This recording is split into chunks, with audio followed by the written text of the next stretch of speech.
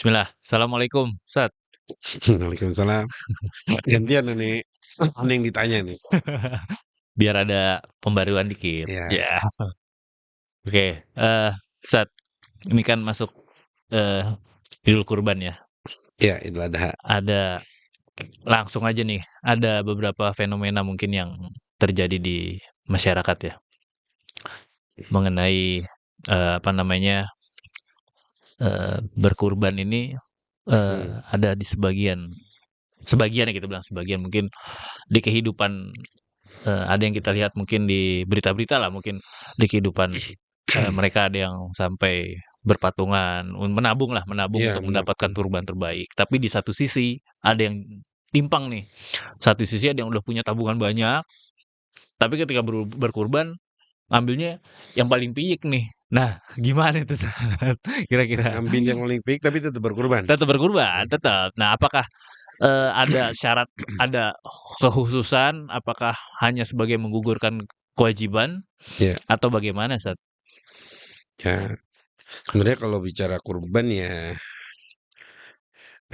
satu ya tadi kan fenomenanya ada yang nabung, nabung untuk mendapatkan yang terbaik lah. Ada satu orang naga yang mungkin tabungan lebih banyak tapi mengambil malah yang paling kecil. Memang kita tuh seringnya ini ya, seringnya kita lupa kalau untuk ibadah tuh atau kurban itu sebenarnya tuh persembahan terbaik. Kita aja nih misalkan nih mau beli gadget nabung pasti cari spek yang tertinggi. Mhm mhm. Mobil, motor, kendaraan spek tapi kenapa giran ya aneh nggak bilang seluruhnya sih, tapi itu kayak semacam mentalitas kali ya.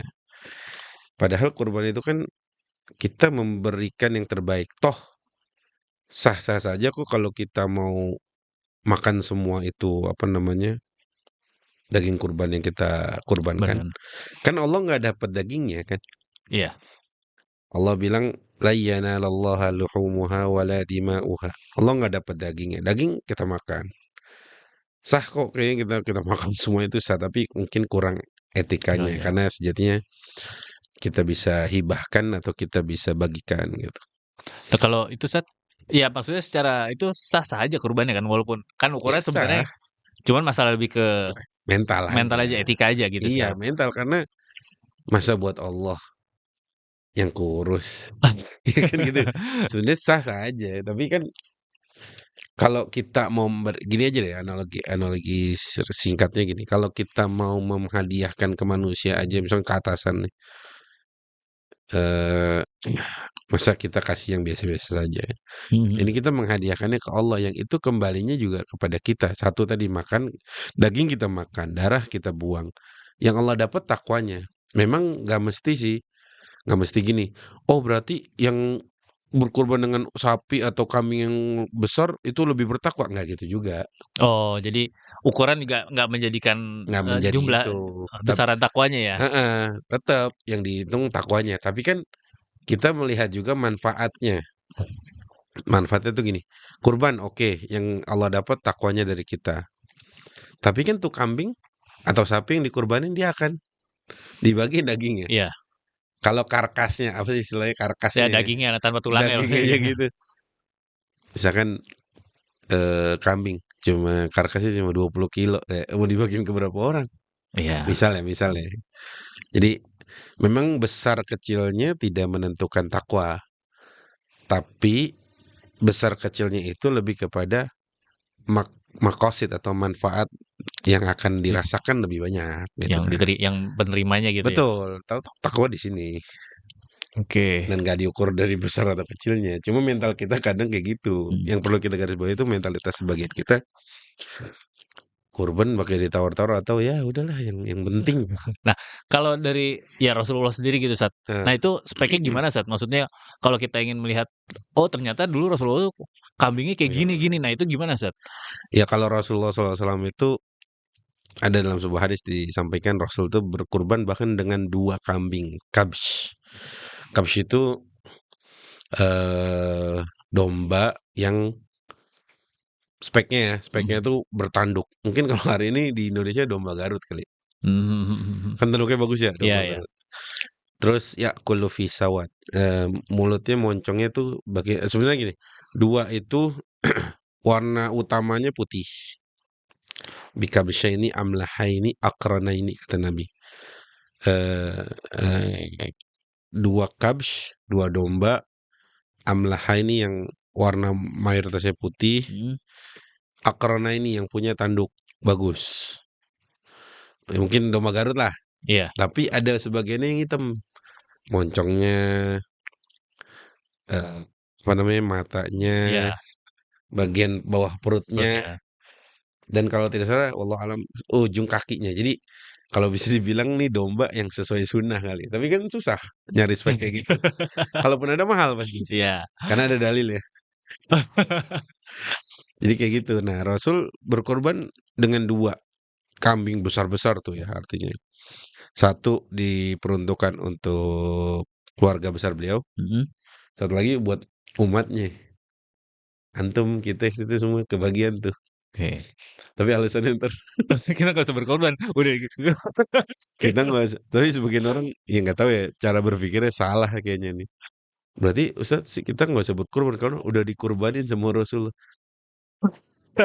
Dia nggak baca hadis yang lain kalau begitu. Iya, iya. Padahal hadis yang lain tuh lebih tegas lagi mengatakan barang siapa kata Nabi memiliki kemampuan untuk Mhm. berkurban, tapi dia tidak mau berkurban, Mhm. itu kata Nabi jangan deket-deket tempat sholat kita. Coba di apa ya? Di boykot itu artinya.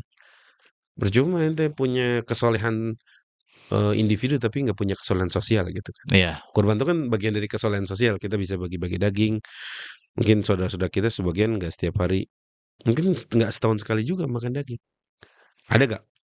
Ada aja kalau dicari Ada, ada. banyak, banyak, banyak. Jangankan di pedalaman di kota, samping-samping ibu kota atau kota-kota besar mungkin ada aja yang kayak gitu kan. Oh, ya oke, Nah, ini mungkin terakhir ya, mungkin, apakah satu orang hanya boleh satu keluarga ya, hanya boleh Iya, satu atau dia boleh lebih lebih atau ya kayak Rasulullah kan 2 gitu. iya. Nah, ini apakah gimana, Maksudnya Kan satu orang harusnya satu apa begitu? enggak, maksudnya satu satu satu keluarga ini kan udah satu Nah, kambing nih, satu nama keluarga nih. iya, Nah, apakah dia boleh, berkurban dengan lebih 4 dari satu. kambing, 5 kambing nah itu gimana jatuhnya gimana, Ya Sat? sebenarnya kalau dibilang untuk kan kata Nabi dalam pembagiannya kan gini, 1 kambing buat 1 orang, Mhm. 1 sapi buat 7 orang, 1 unta untuk sekian orang kan gitu ya. Maksudnya gini, pengorbannya tetap 1 orang ini Iya. atas namanya, tapi pahalanya bisa dibagikan ke sekeluarga. Iya. Itu bisa maksudnya. Misalkan satu keluarga nih terdiri dari 2 orang doang, suami sama istri. Dia korbannya 4 kambing, boleh gak? Ya sangat boleh. Kayak Rasul dong, maksud aneh gini, minimal banget 1 kambing ya 1 orang, Itu minimal tuh ya? minimal banget. Lah kan kita sering lihat tuh, orang-orang kaya misalkan, di pemberitaan lah, di Mhm. kabar-kabar di media sosial, berkurban 7 sapi, boleh gak? Boleh, Sah-sah aja. sah-sah saja gitu. Mau nanti di 7 sapi itu setiap 1 sapi ada nama dia, misalkan kan ada 7 pengorban ya, Mhm, mhm.